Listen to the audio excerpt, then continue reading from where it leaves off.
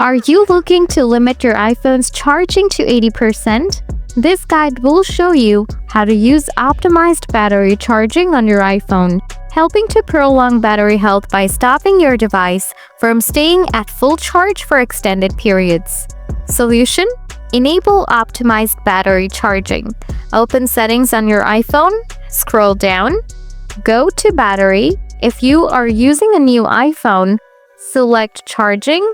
Here, you can limit your charging from 80% to 100%. But if you are using an old iPhone, tap Battery Health and Charging to access additional options for managing battery health. Tap Optimized Battery Charging. With this setting, your iPhone will learn your charging routine and keep your battery at around 80% until it anticipates you'll need a full charge. By following these steps, you should be able to limit charging to 80%. When your iPhone predicts you won't need a full charging immediately. Let me know if these steps helped or if you have more questions.